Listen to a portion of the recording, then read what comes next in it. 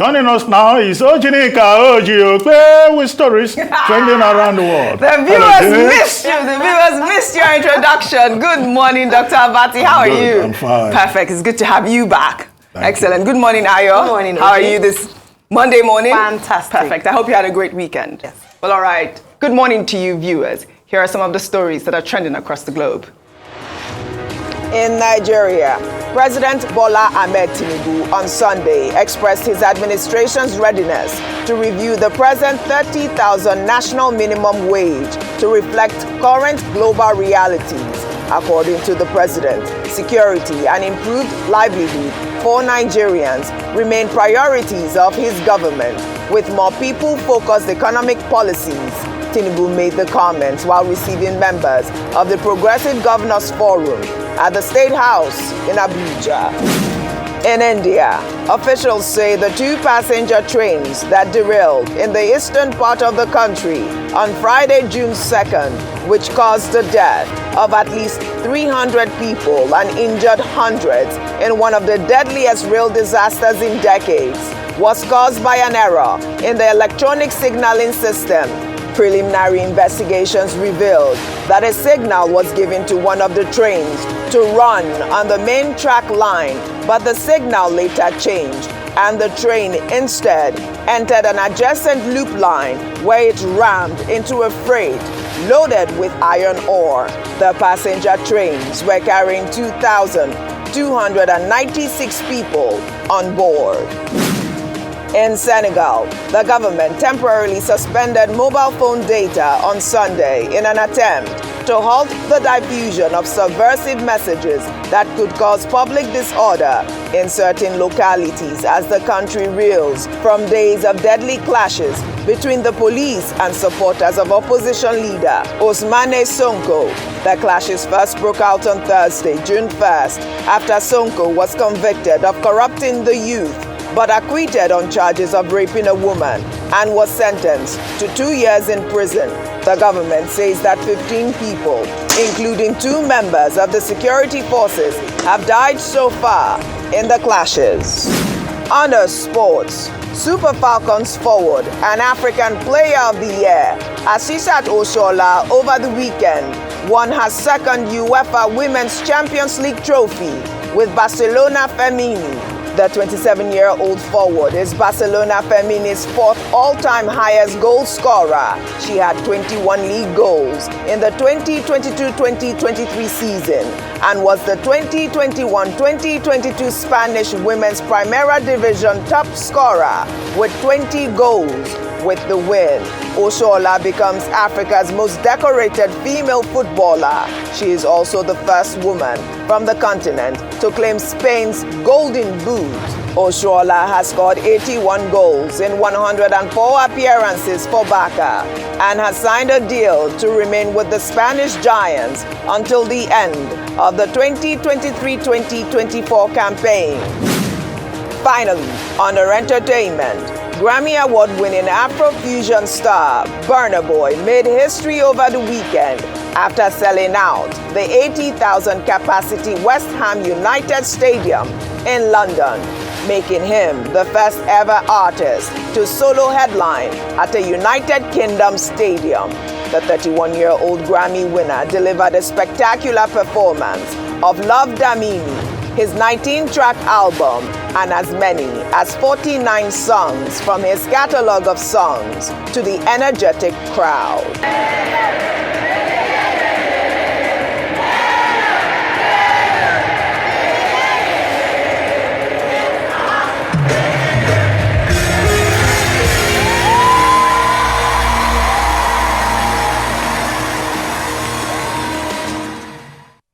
Well, let's begin what's trending with reactions trailing the ultimatum issued by Nigeria Labour Congress to the federal government in the wake of the petrol subsidy removal to revert to the old price of petrol or face a nationwide protest starting from Wednesday, June 7th.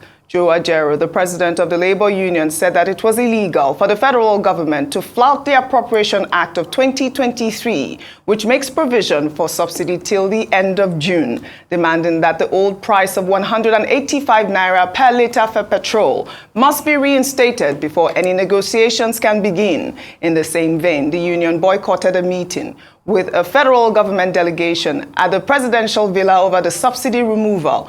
Other unions, including the electricity workers under the aegis of National Union of Electricity Employees and the Nigeria Union of Journalists, have said that they will join the Nigeria Labour Congress in its planned strike over the removal of petrol subsidy. Well, Baci Onanuga, the Media and Publicity Secretary of the Tinubu-Shetima campaign, in a lengthy tweet, accused the NLC president of playing politics and acting the script of the opposition Labour Party that are out to destabilize the young Tinubu administration. His tweet reads in part, "Besides, one wonders whose interests Ajaero is championing when he did not oppose the position of his Labour Party and presidential candidate who campaigned with a promise to scrap subsidy from day one if elected. The NLC and TUC leaders knew since last year November that subsidy will be scrapped from July 1st, as no provision has been made in the budget for it beyond this date. The federal government, which already commits 96% of its revenue in servicing debt, is not in any position to continue selling subsidized fuel, most of which is smuggled across our borders for criminal and obscenely unpatriotic profit." Well, more reactions from this street. This is from H2H, who wrote, "Did Tinubu not occupy the streets of Lagos when Jonathan proposed this same policy? Then even with lower pump price compared to now, integrity is the beginning of every good venture. You cannot arrive at a good destination from the wrong way. Tinubu's Writers Association, they have all sharpened their pen and paper." Well, Dipo wrote, "In 2012, Nigeria was so rich that we could have revived all our refineries, so it was justified to kick against this subsidy removal. Today, Nigeria is broke, and payment of any further subsidies would only plunge Nigeria into more debt, as the funds would have to be borrowed. This is the reality, so no serious government will ever continue on that route unless we are not ready to develop as a nation." Well, another Twitter user there goes, "It was miscalculated to remove subsidy on Inauguration Day. If the subsidy ends in July, why remove it in May? Countries that have removed subsidy has various interventions for workers and the poor in the society. The minimum wage in Ghana is 75,000 Naira. Nigeria is 30,000 Naira. Well, Dr. Baci, I'll come to you on this story. I know we have discussed it at length, but I thought that it was good to highlight the fact that, the Tinubu administration has said that they will review the minimum wage, but that is beyond the point at this time. I believe I heard you earlier talk about journalist strike, which is where I want to, it's not funny, but it is the fact that, are you coming to work on Wednesday? If the journalists go out to protest, and electricity protests at this point will plunge us into darkness. It's just to point out, the kind of dire situation in which Nigerians have found themselves because of the disruption in the policy formulation process. We just jump from policy formulation straight to policy implementation without setting the agenda very clearly, without ensuring the buy-in of stakeholders to create a sense of ownership among the people before you now, adopt it. Create that ownership, then you begin implementation. After implementation, we begin to look at the evaluation of impact. Yunnan Queen, 1989. That's what those two authors recommended. But here we are now with this reality. The government is saying this is a campaign promise. Yes, the whole idea is that when you go and make a campaign promise, you will fulfill it.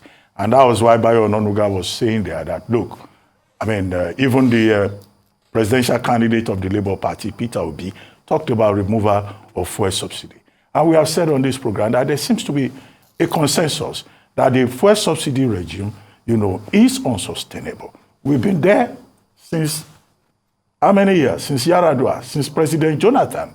The issue has always been how to think through all of this. So that's not a bone of contention. That's not what the NLC or the TUC are opposed to. What they are opposed to is the implementation, is how the process has been jumped, creating tension. And it's as follows. The question is, before President Buhari himself left, he was talking about palliatives. There was a certain $800 million that government said will be used to address the plight of the most vulnerable, about 50 million households. What has happened to that? There was a lot of talk about providing transportation. Where is the talk about that? All of a sudden, we just woke up and we have been told, well, May 29 date, now the subsidy has been removed. We were told that the incoming administration will meet with the outgoing administration and certain, decisions will be taken. Now, what was the outcome of that consultation? It's not enough to just give a soundbite and say, we promised and now we have delivered. What should come first? Is it the palliatives or is it the action itself? What will reassure the people or what will discourage them?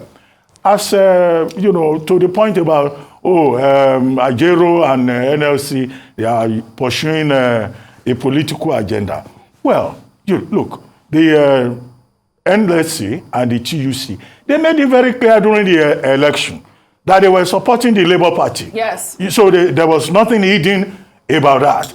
But to now read that political motive, into something that affects all Nigerians, that would be, which will amount to stretching the argument too far. Organized labor is asking specific questions. Reverse first. Let us negotiate. Let us dialogue. You cannot argue against dialogue or negotiation. And people have been mounting new national minimum wage. The current minimum wage in Nigeria is 30,000 naira. That 30,000 naira cannot even give elegant and delectable, Ojaero lunch. I mean, it's 30,000 30,000 naira. It cannot. Many of the states, absolutely. Many of the states who were part of this new minimum wage, April 2019, right. Up to now, many of them have not paid. They say they don't have money. That is the issue. That is the issue. Workers have been owed salaries. But it's going to get worse because I know you had Joe Ajaero on your program yesterday. Yes. You know that while faulting the hike in petrol prices, said that the prices cannot be determined by market forces without other players in the sector, and that petrol prices could reach 1,000 naira per liter by December. Does market forces mean monopoly in a sector? How can there be market forces if Dangote is the only person producing? Are we not repeating a private sector monopoly, which is even worse than a public sector monopoly, which the NMPs have been maintaining? What is the situation in the cement industry and other areas? Why are the Port Harcourt refinery not working? Why is Warri refinery not working? Why is Kaduna refinery not working? Unless there are other players in the sector, we can't be talking of market forces. We can't be talking of competition in the sector. You can't have a single market participant in a sector, and we're talking of market forces. It doesn't go that way. Between now and December, if key is not taken, if it's only Dangote that is producing, a liter will be selling for over 1,000 naira per liter. So the argument doesn't make sense before us. I mean, that went viral. Ayo. I can imagine how that would go viral in terms of, let us face the reality of the consequence of this fuel subsidy removal. We've already started to see it. Currently, fuel sells for about per litre 488 naira.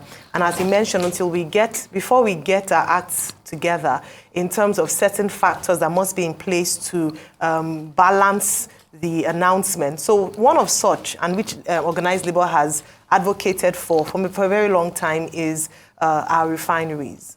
Currently, what the NNPC boss, the government have said a number of times is this reliance on the Dangote refinery being up and running and being able to at least alleviate or add to the production of oil. But the truth is that there have also been speculations or skepticism, perhaps, in the, at what point the Dangote refinery will begin full production and even begin to produce PMS. Because what they've said is that there are other produce that would be out before PMS. Now, just to talk very lightly on the strike and electricity workers in particular. Yes. You see, the thing is, it's often said that when two lions fight or when two animals fight, it's the grass that suffers. And so I can understand when you analyze the fact that some people have said the strike action called by Labour is a bit too hasty, that perhaps they should go, spend a bit more time in dialogue. The reason I'm saying that is if you look at strikes, historically in Nigeria, at least in recent times, the people who suffer the most are the Nigerian people. So if the electricity workers go on strike, already we're talking about the price of fuel to power generators. It means that there'll be blackouts across the nation. We have to run our generators for longer with the fuel that we are complaining about. I do agree in terms of them coming into, having a conversation, dialoguing. Organized Labour have asked for a return to the original price before, and then have palliatives and discuss before we move on. I do understand that, but I also think that there should be a rethink with regards to the strike on Wednesday, because we should have a bit more conversation and remember those who suffer the most if this does go ahead. Well, we have videos of a lot of Nigerians that have been talking about the hike and also the protest. The business is not moving.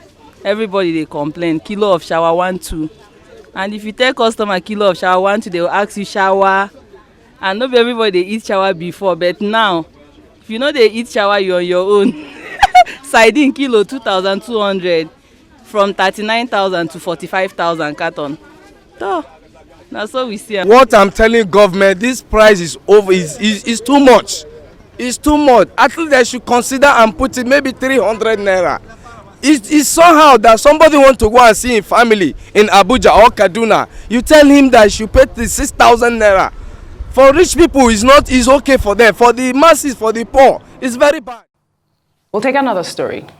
Hilda Baci, the Nigerian chef who gained popularity after she cooked for 100 hours in an attempt to break the Guinness World Record for the longest cooking time by an individual, ignited a debate on social media over the weekend after a video where she appeared to be eating dog meat surfaced online. The 26-year-old chef was captured in the video sitting at a table showcasing various delicacies from her home state of Akwa Ibom while eating the dog meat. Well, animal rights activist and the president of My Dog and I group in Lagos, Jackie Idimogu, reacting to the video, accused Hilda of cruelty against animals. Let's take a look at that video before we come back for a discussion. During the cookathon, members of My Dog and I group wore their shirts to go and, support Hilda. Dogs were present at the cookathon to support Hilda. I know that there were about 2 or 3 dogs, because when my group members went there, My Dog and I group members went there, they made sure to take pictures and videos, with every dog present. Now imagine my surprise this evening, scrolling through Instagram, and then I see on a news blog that this same Hilda posted that she's eating a dog with Eniola, even sitting at a table where the delicacy, the so-called delicacy being served, is a dog meat. You eat our babies? What you do to repay us, the dog lovers that supported you, because I know how many dogs, even My Dog and I posted you. Personally, I posted you on my page, and I am a dog mom. So Hilda, what you're trying to tell me is that my son is a delicacy to you. That Arthur is food. You're trying to tell me that if you see my son, what you see is a delicacy. What you see is spice and pepper. And what you're going to put together to make him taste better. And you even have the effort to tell him that if you eat it, will you die? Well, Dr. Ajaero, Hilda has faced a lot of backlash from animal rights activists, and you know why. Because, even that video was trending because this lady said, Hilda, you are eating my child. I know that it is a custom in Akwa Ibom to eat dog meat, but I believe that the reason why this backlash is out there is because she is supposed to be, a role model for the culinary service, I believe. I mean, because we're hoping that she gets that Guinness World Record. And, she doesn't, it doesn't sit right with a lot of animal rights lovers to see that Nigeria is being portrayed as a country that eats dogs. Dr. Baci. One man's meat is another person's poison. I understand the point about animal rights, and cruelty to animals. And maybe, after a fashion, we are beginning to have groups like that in Nigeria. She says, my dog and I. Yes. And she even referred to the dog as her son. Yes. And many Nigerians say, how can you refer to an animal as your son? So some people are saying, well, they also have their own group, my fish and I. So because fish is also, if you eat fish, then we might as well call it cruelty to animals. In other words, these things are culturally determined. Mm-hmm. That's why I started with, one man's food is another person's poison. The last time I was in China, I was afraid to eat. Because I've been told stories that if you go to China, there are restaurants where snakes, crawling things are considered special delicacies. Centipedes, millipedes. Do you understand? Yes. So you'll be wondering, why do people eat this kind of thing? Cockroaches, prepared delicacy, frogs, things that, you will never imagine that anybody will eat. Yes. And in Cross River, it is called 404. Yeah.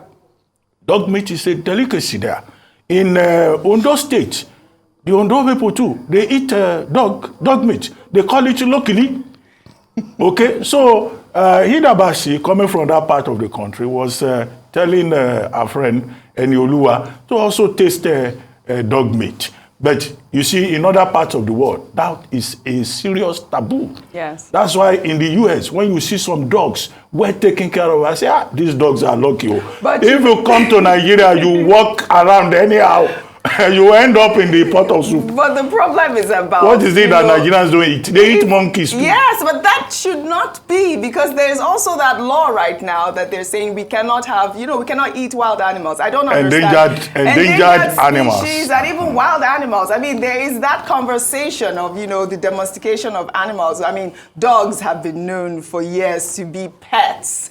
And man's best friend. Man's best friend. So it is just, it's just a global village at this point, and a lot of people have to be careful. I mean, she is a role model. Go to Cross River. When you take 404, you put Pami on. I will never eat dog meat, ever. I will never eat it. To be fair, legally, yes. Legally, even in some countries in the Western world, it is not illegal to eat dog meat.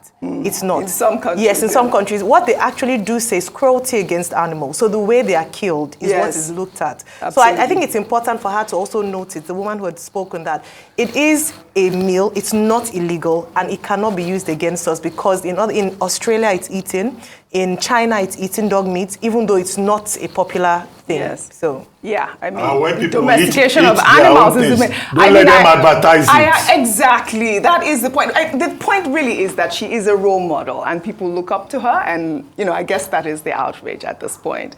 Well, let's take our final story in Sweden. The Swedish Federation of Sex announced sex as a sport. Participants will engage in 6 hours of competition daily, with allotted time slots of approximately 45 minutes to 1 hour for each match or activity. So far, the championship has received applicants from 20 entrants representing various countries. Winners will be determined through a combination of viewership ratings and evaluations from 3 panel of judges. You can see that I am smiling, Dr. Baci, because I do not have a contribution to this story. What is your take on it?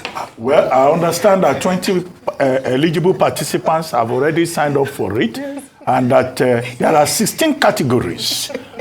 Foreplay, kissing, orgasm, penetration, all kinds of things in which you can win a prize. What does the Bible say again? About end times, when strange things begin to happen. And again, clash of civilizations. Mm-hmm. To us, it's so strange that how can anybody, something that is supposed to be private, you want to turn it into a sport, into competition. And the competition is open to people from all over the world. I hope no Nigerian will go there that person, now it is Europe. no Nigeria. I hope it will not happen. Then for those who are interested, I recommend to them Kama Sutra by Vasyayana, 2nd or 3rd century AD, Indian philosopher, which gives you a very detailed illustration of erotica. So that is a book that whoever is interested in the competition, may be interested in. But from a religious point of view, I think this is a sign of the end times. Sign of the end times, is it? Do you know when I saw the story, I'm sorry, Dr. But I said this is coming. Thank God it's coming to this man to to be honest, even in Europe, it is a strange act. Yes. So I don't know how this will work, but it will be interesting to see the applicants who have, and it's going to be public. Yes. You have 3 judges, and then the audience will vote. Yeah. This is, I don't know, this is beyond outrage. I don't know. I have no. Well, all right. Hopefully no Nigerian will participate, Dr. Baci. Well, all right. Thank you both for your great analysis on What's Trending as always. Well, that's all I have for you on What's Trending today. I'll see you all tomorrow.